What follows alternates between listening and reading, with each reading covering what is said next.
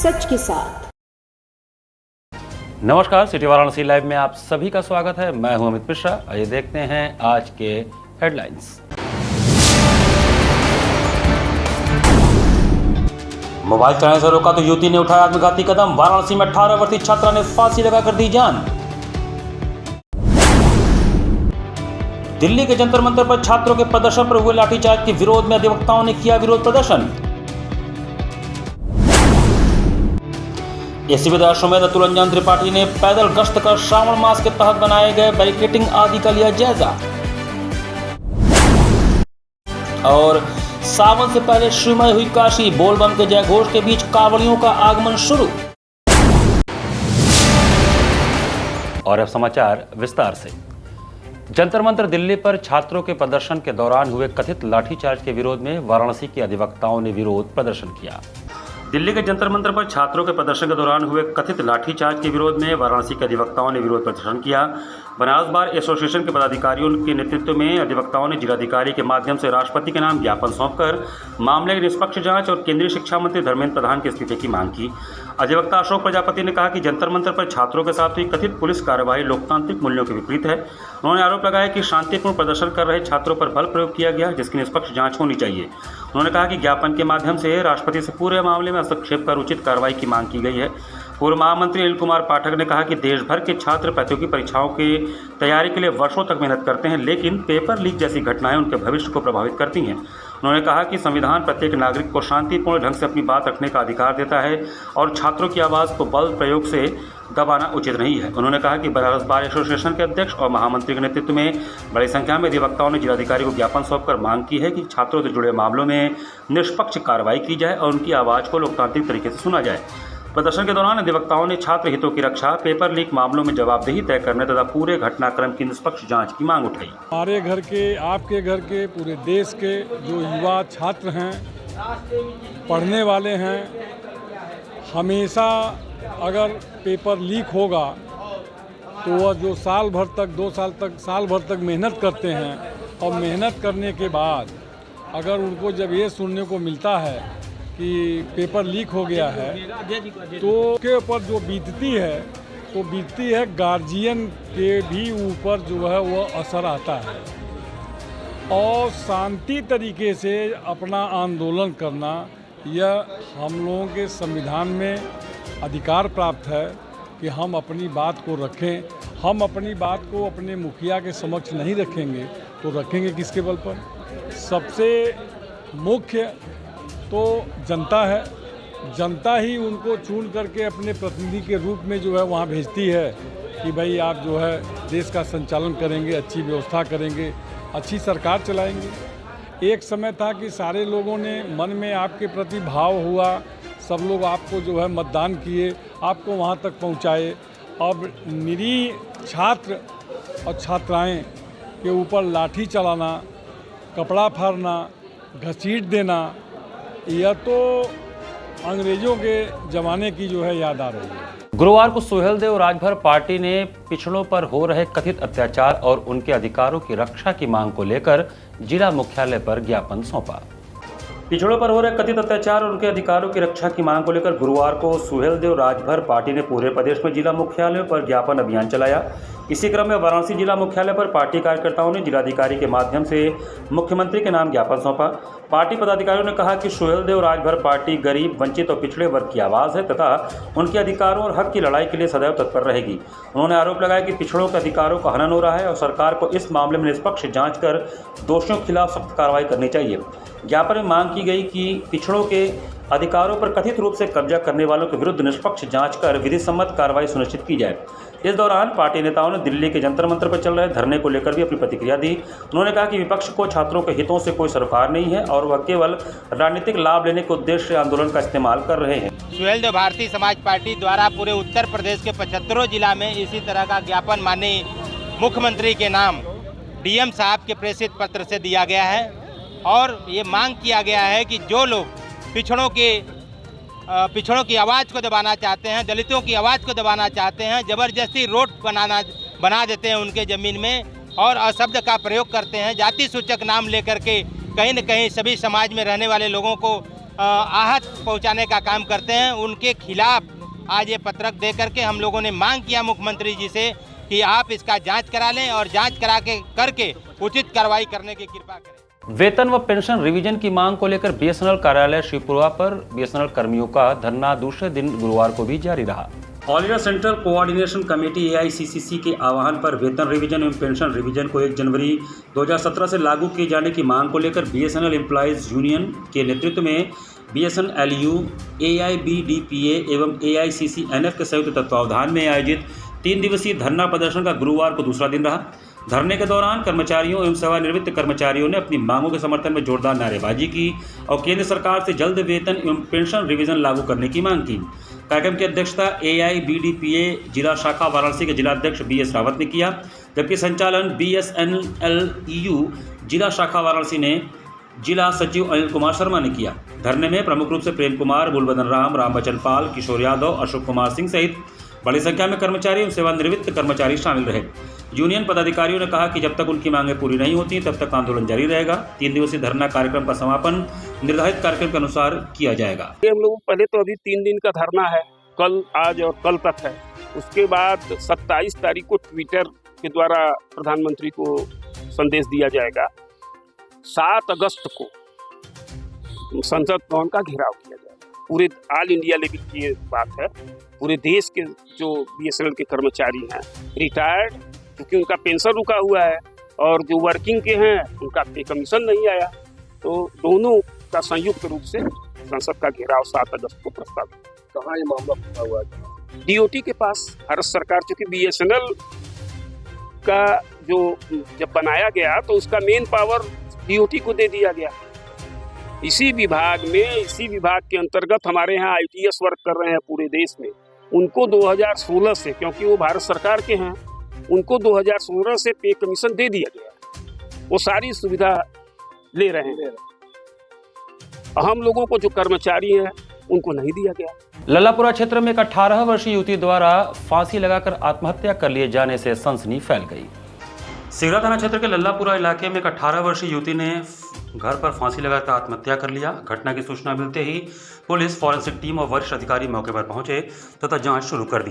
जानकारी के अनुसार लल्लापुरा में रोहित सिंह के मकान में किराए पर रहने वाले हनुमान प्रसाद चौरसिया पांदरीबाग क्षेत्र में मजदूरी का कार्य करते हैं। उन्होंने बताया कि उनके 18 वर्षीय पुत्री पूजा को उसकी मां ने मोबाइल चलाने से मना कर दिया था। इसी बात से नाराज होकर पूजा ने कमरे का दरवाजा बंद कर लिया और पंखे के फंदे से लटक कर आत्महत्या कर लिया। घटनास्थल पर पहुंचे ACP चेतगंज शुभम सिंह ने बताया कि मृतक किसी से अन्य बात से करती थी, जिसको लेकर परिजनों में नाराजगी थी, जिसको लेकर परिजनों द्वारा बात मोबाइल से करने के लिए मना किया जाता था। मृतक को इसी बात को लेकर मां ने मोबाइल को चलाने से मना किया था, जिसके बाद पूजा ने मां से मोबाइल चलाने और बात करने के विवाद होने के बाद कमरे के अंदर जाकर कमरे को बंद करके चौकी के ऊपर सिलेंडर रखकर पंखे में लटक कर खुदकुशी कर लिया। घटना की जानकारी मिलने पर परिजनों ने पुलिस को सूचना दी। मौके पर पहुंची सिगरा थाना पुलिस ने फॉरेंसिक टीम के साथ घटनास्थल का निरीक्षण किया और आवश्यक साक्ष्य जुटाए। पुलिस ने शव को कब्जे में लेकर पोस्टमार्टम के लिए भेज दिया तथा मामले की जांच की जा रही है। मृतका अपने पीछे माता पिता, एक बहन और 2 भाइयों को छोड़ गई है। घटना के बाद परिवार में कोहराम मचा हुआ है। 4 बजे हम देखली दरवाजा बंद करके अपना फांसी लगा लेलस। कितना टाइम भलल ही नहीं मालूम है, और तोड़ा था हम दरवाजा, और दरवाजा नहीं टूटल तो एक लड़की आकर वो दरवाजा हाथ में डाल के उसका खोल दिया तो वो फांसी लगल लाल, हम उतार के उसको खोला था गर्दन से। क्या वजह था लड़की को मरी? क्या वजह था? मुझे उसकी माँ बिटिया का बतियाया हमको नहीं मालूम। हम तो दरीबा रही बात में क्या हमके नहीं मालूम। क्या घटना है? अरे हम तो 11:30 बजे, 11:45 बजे हम आ गए हैं, देखनी फांसी लगल है, तो आगे हम क्या बताई। घटने का संज्ञान लेते हुए मौके पर तुरंत पुलिस पहुंची और जांच करने में पता चला कि जो बालिका है उसकी अपनी माता से किसी बात को लेकर के कहासुनी हुई थी, जिसके आक्रोश में आकर के उसने फांसी लगाने का कृत्य किया है। तो जानकारी होता है कि मोबाइल को लेकर जी हाँ, जैसा कि परिजनों से बातचीत करने पे पता चला है कि फोन पे किसी से बातचीत करती थी, जिसको लेकर के परिवार द्वारा आपत्ति दर्ज की गई और इसी क्रम में उसने कदम उठाया। छात्र आंदोलन के मद्देनजर प्रशासन द्वारा कांग्रेस महिला जिलाध्यक्ष अनुराधा यादव को पहले एहतियातन नजरबंद करने और फिर हिरासत में लिए जाने का विरोध करते हुए कांग्रेसियों ने जमकर नारेबाजी किया। वाराणसी में छात्रों के आंदोलन के मद्देनजर प्रशासन ने सुरक्षा व्यवस्था कड़ी कर दी है। इसी क्रम में बरेका स्थित क्वार्टर नंबर 182 बी में कांग्रेस महिला जिलाध्यक्ष अनुराधा यादव को पहले एहतियातन नजरबंद किया गया, जिसके बाद पुलिस ने उन्हें हिरासत में ले लिया। इस कार्रवाई के विरोध में रेणु चौधरी, संगीता रावत, दीपक चौधरी, वकील अंसारी समेत कई समर्थकों ने नारेबाजी करते हुए विरोध प्रदर्शन किया। मौके पर बरेका चौकी प्रभारी विशाल सिंह, उप निरीक्षक सुरेंद्र यादव, महिला उप निरीक्षक नेहा परवीन, सीआईबी के मुन्ना यादव सहित भारी पुलिस बल तैनात रहा। पूरे घटनाक्रम के दौरान क्षेत्र में सुरक्षा व्यवस्था कड़ी रही और स्थिति पुलिस की निगरानी में नियंत्रित रही। जिस तरह से लगातार ये वर्तमान सरकार तानाशाही रवैया अपनाते हुए जो नीट परीक्षाएं रद्द हुई, धर्मेंद्र प्रधान जी का इस्तीफा भी नहीं लिया गया और लगातार जो छात्र आंदोलन कर रहे हैं, विरोध कर रहे हैं, अपने भविष्य के लिए मांग कर रहे हैं, ये सरकार अपने कानों में तेल डाल कर बैठी हुई है और पुलिस प्रशासन को आगे कर जिस तरह से बर्बरता से उनके ऊपर लाठीचार्ज किया जा रहा है, इसके लिए हम सभी लोग सभी छात्राओं के साथ खड़े होकर, क्योंकि ये हमारे भविष्य है, हमारे भी बच्चे जो हैं परीक्षाएं दे रहे हैं और जिस तरह से लगातार बच्चे आत्महत्याएं कर रहे हैं, उसका जवाबदेही कौन है? वे वर्तमान सरकार क्यों नहीं आकर कर बोलती है, कोई जवाब देती है? मोदी जी सिर्फ और सिर्फ मन की बात और बड़ी बड़ी बात करते हैं। अपने देश के ये जो युवा हैं, भविष्य हैं, उनके लिए अपनी बात कब कहेंगे, इनकी बात कब सुनेंगे? जिस तरह से जंतर मंतर पर जाने नहीं दिया जा रहा है, हम लोगों को, सभी कांग्रेस जनों को होम अरेस्ट किया जा रहा है। क्यों होम अरेस्ट कर रहे हैं? विरोध करना, अपने लिए हक की लड़ाई लड़ना, ये इस तरह से तानाशाही करना, हमें रोकना कब तक रोकेंगे? हम लड़ेंगे, हम सदन से संसद तक और जंतर मंतर तक लड़ेंगे और ऐसे ही हम खड़े रहेंगे। मुड़ादेव क्षेत्र रोहनिया में न्यायालय द्वारा यथास्थिति बनाए रखने के स्पष्ट आदेश के बावजूद विवादित भूमि पर जबरन चक मार्ग का निर्माण कराए जाने का मामला प्रकाश में आया है। रोहनिया थाना क्षेत्र के मुड़ादेव गांव में भूमि विवाद को लेकर एक बार फिर विवाद गहरा गया है। पीड़ित पक्ष का आरोप है कि न्यायालय द्वारा यथास्थिति बनाए रखने के स्पष्ट आदेश के बावजूद विवादित भूमि पर जबरन चक मार्ग का निर्माण कराया जा रहा है। मामले को लेकर पीड़ित परिवार ने स्थानीय प्रशासन, पुलिस और चकबंदी विभाग की कार्यशैली पर भी गंभीर सवाल उठाए हैं तथा निष्पक्ष जाँच कर दोषियों के विरुद्ध कार्रवाई की मांग की है। पीड़िता हीरावती देवी, पत्नी रामचंद्र निवासी ग्राम मुड़ादेव का कहना है कि उनके परिवार की भूमि वर्ष 2018 से न्यायालय में विचाराधीन है और इस पर स्थगन स्टे आदेश प्रभावी है। इसके बावजूद विपक्षी रमेश साहनी पर ग्राम प्रधान और कुछ राजस्व अधिकारियों की मिली भगत से विवादित भूमि पर जबरन चक मार्ग निर्माण कराने का आरोप लगाया गया है। पीड़ित पक्ष का कहना है कि लगभग 2.5 विश्वा भूमि को कब्जाने का प्रयास किया जा रहा है, जबकि न्यायालय ने स्पष्ट रूप से यथास्थिति बनाए रखने का निर्देश दिया है। पीड़ित परिवार ने जिला प्रशासन, पुलिस प्रशासन तथा संबंधित चकबंदी अधिकारियों से पूरे प्रकरण की निष्पक्ष जांच कराने, न्यायालय के आदेशों का पालन सुनिश्चित करने तथा दोषी पाए जाने वालों के विरुद्ध विधिक कार्रवाई करने की मांग की है। मैटर है कि 2018 का स्टे है हमारा, स्टे के बावजूद ग्राम प्रधान और कानीगो नेकपाल हल्के के नेकपाल सुजीत कुमार पटेल और संतोष सिंह कानीगो, ये तीनों, और इसके बाद आलोक पाठक, प्रदुम यादव, ये तीनों नेकपाल मिल करके हमारे रोड में ज़बरदस्ती नंबर में रोड निकाल के निर्माण करवा रहे हैं। हमने पूरा मामला है, ये किस जगह का मामला है? मुड़ादेव का। कौन इसमें ऑब्जेक्शन कर रहा है? ऑब्जेक्शन इसमें ग्राम प्रधान और उनके जितना भी दबंग आदमी वो भूमाफिया है, दबंग है। उसके बावजूद भी हमने एप्लीकेशन दिया यहाँ एसडीएम साहब को। एसडीएम साहब ने कहा कि ठीक है, ये आदेश भी कर दिए थे कि यहाँ इस पर कोई काम नहीं होगा। उसके आदेश की कॉपी आपके पास है? जी, आदेश की कॉपी है हमारे पास। और उसके बाद भी ये ज़बरदस्ती दबंगई के बलबूते पर जिसको जो करना है कर लीजिएगा, जो भी हमारे खिलाफ आएगा उसको मरवा देंगे जान से, और ऐसे धमकी देता रहता है। और माता जी को भी मार दिया, पिताजी को भी ढकेल दिया, और उसके बाद कहा कि जिसको जो करना है वो कर ले, हम नपवाएंगे और बनवाएंगे इसी पर, जिसको जो करना है करेगा।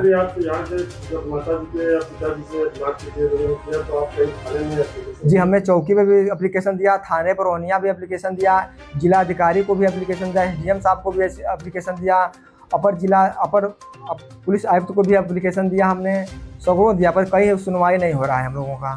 यहाँ पर वक्त तो चला छोटे से ब्रेक का। बने रहिए सिटी वाराणसी लाइव के साथ। वाराणसी लाइव, सच के साथ।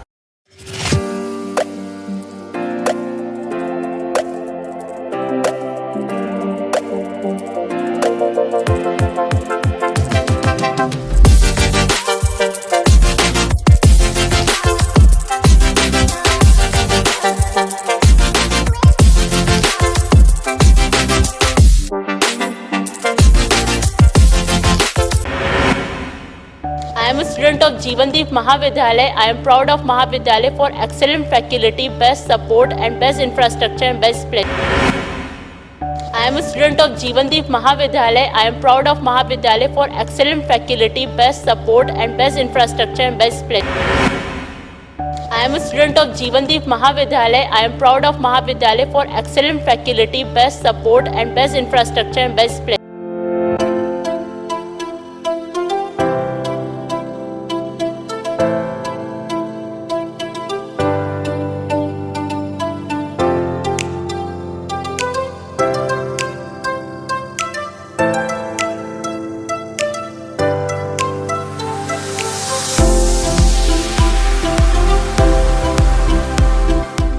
हर माता पिता का सपना होता है अपने बच्चे को ऐसी शिक्षा देना जो सिर्फ किताबों तक सीमित ना हो, बल्कि उसे एक बेहतर इंसान बनाए। वाराणसी के बेनियाना पीली कोठी में स्थित श्वेता कॉन्वेंट स्कूल एक BSB रिकॉग्नाइज्ड को एजुकेशनल स्कूल, प्ले ग्रुप से क्लास 10वीं तक, जहां वेल ट्रेन्ड टीचर्स हर बच्चे की क्षमता को पहचानते हैं और मॉडर्न एजुकेशन सिस्टम के माध्यम से उसे सफलता की नई ऊंचाइयों तक पहुंचाते हैं। Ventilated classrooms, modern computer lab, latest science lab और अनुशासित लर्निंग एनवायरनमेंट, ताकि बच्चों को मिले बेहतर शिक्षा और बेहतर भविष्य। यहाँ पढ़ाई के साथ साथ पर्सनालिटी डेवलपमेंट पर भी विशेष ध्यान दिया जाता है। रेगुलर स्पोर्ट्स एक्टिविटीज जैसे karate, yoga, chess, carrom, kabaddi, kho kho, athletics और डांस क्लासेस बच्चों के आत्मविश्वास और प्रतिभा को देते हैं नई पहचान।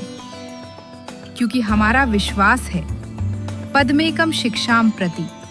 आज ही जुड़िए श्वेता कॉन्वेंट स्कूल, बेनियाना, पीली कोठी, वाराणसी।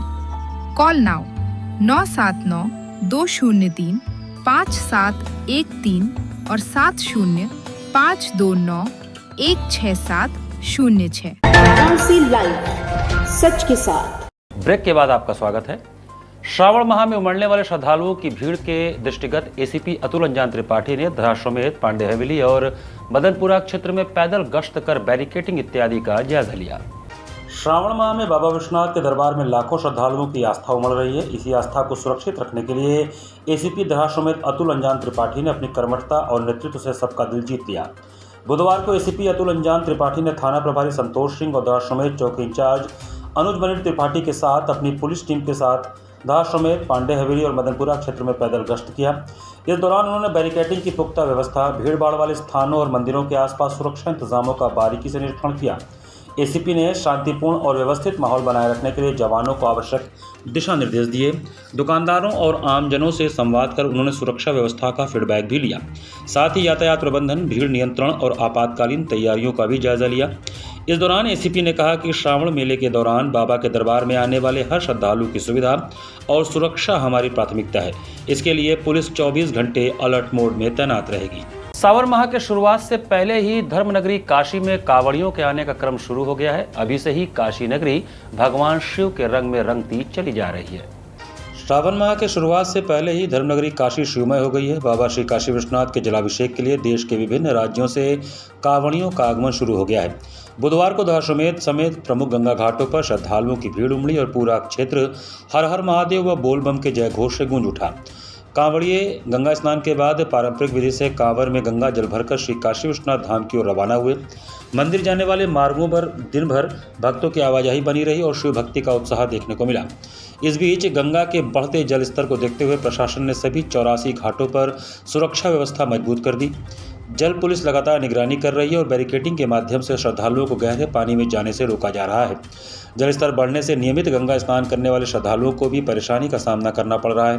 मणिकर्णिका घाट स्थित ऐतिहासिक रत्नेश्वर महादेव मंदिर भी गंगा के पानी में जलमग्न हो गया है।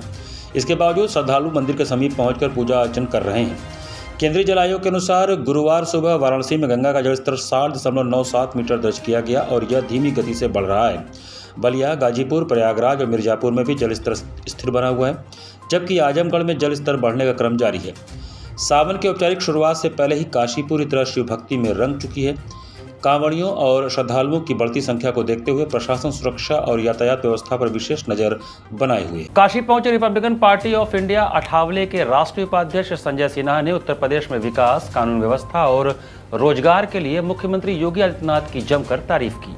काशी पहुंचने पर Republican party of India Athawale के राष्ट्रीय उपाध्यक्ष संजय सिन्हा ने उत्तर प्रदेश के मुख्यमंत्री योगी आदित्यनाथ की जमकर तारीफ करते हुए कहा कि योगी आदित्यनाथ के नेतृत्व में उत्तर प्रदेश ने विकास, कानून व्यवस्था और रोजगार के क्षेत्र में उल्लेखनीय प्रगति की है। उत्तर प्रदेश का नाम आते ही एक बहुत बड़ा चेंज हमारे दिमाग में आता है। वो चेंज युवाओं के भविष्य के लिए बड़ा फायदा है, क्योंकि जिस हिसाब से यहाँ पर उद्योग लग रहे हैं उससे युवाओं का बड़ा तगड़ा विकास होने जा रहा है। युवाओं का पलायन रुक जाएगा और उत्तर प्रदेश में बहुत सारे ऐसे अवसर आएंगे जो यहाँ के निवासियों के लिए बहुत फायदेमंद रहेंगे। प्रसिद्ध चित्रकार अनुभव सोम के 2 दिवसीय चित्रकला प्रदर्शनी अनुभव का 23 व 24 जुलाई को आयोजन किया गया है। प्रसिद्ध कलाकार अनुभव सोम का 2 दिवसीय एकल चित्रकला प्रदर्शनी अनुभव का आयोजन 23 और 24 जुलाई को किया गया है। लंका स्थित एक रेस्टोरेंट में आयोजित इस प्रदर्शनी में अनुभव सोम द्वारा जल रंग माध्यम से बनाई गई कुल 12 पेंटिंग्स प्रदर्शित की जाएंगी। इन चित्रों में वाराणसी के दृश्यों को यथार्थ यानी रियलिस्टिक से लेकर विमूर्त यानी एब्स्ट्रैक्ट रूप तक चित्रित किया गया है। कलाकार ने बनारस की आत्मा, उसकी गलियों, घाटों और जीवन को अपने रंगों के माध्यम से एक नए दृष्टिकोण से प्रस्तुत करने का प्रयास किया है। बता दें कि अनुभव सोम राष्ट्रीय डिजाइन संस्थान NID और राष्ट्रीय फैशन प्रौद्योगिकी संस्थान NIFT में बतौर विजिटिंग फैकल्टी कार्यरत हैं। उनका कार्य डिजाइन, शिक्षा और ललित कला के संगम को दर्शाता है। यह प्रदर्शनी वर्ष 2004-2005 में संस्कृति मंत्रालय द्वारा संचालित वाराणसी प्रोजेक्ट का हिस्सा है, जिसका उद्देश्य वाराणसी की सांस्कृतिक विरासत को समकालीन कला के माध्यम से नई पीढ़ी तक पहुँचाना है। यहाँ पे जितने भी 12 पेंटिंग प्रेजेंट है, सारे में मैंने उसी थीम को रख के काम किया है कि बनारस एक होता है जो हम देखते हैं मूर्त बनारस, और एक होता है विमूर्त बनारस जो मेरे दिल में मैं हमेशा लिए घूमता हूँ, मैं चाहे कहीं पे भी हूँ। तो यहाँ पे वो अमूर्त से विमूर्त तक की जो मेरा सफ़र है बनारस को लेके, उसी को मैंने प्रस्तुत किया है। सारे वाटर कलर है, साइज़ A5 और A4 है, और खुशी की बात यह है कि सारे पेंटिंग सोल्ड आउट है, और यही चीज़ को आगे लेके मैं चलना चाहता हूँ। ये अमूर्त रूप में आप बनारस को देखें, इस समय बनारस का क्या स्वरूप दिखता है? मुझे वही इस पेंटिंग का एग्जीबिशन का नाम मैं और मेरे प्रोफेसर ने मिलके दिया। वर्तमान की बात कर रहे हैं, वर्तमान की बात करो, मिलके दिया है। तो इसका नाम है मेल्टिंग ह्यूज और मेल्टिंग इमोशन। तो अभी मुझे जैसे लगता है कि बनारस धीरे धीरे पिघल के एक नए बनारस में परिवर्तित हो रहा है। पुराने बनारस रहते हुए भी एक नया बनारस धीरे धीरे उसके सामने जागृत हो रहा है। तो उसी चीज़ को मैंने प्रस्तुत करने का कोशिश किया है। इसी के साथ सिटी वाराणसी लाइव का ये संस्करण हम यहीं समाप्त करते हैं। मुझे दीजिए आज्ञा। नमस्कार।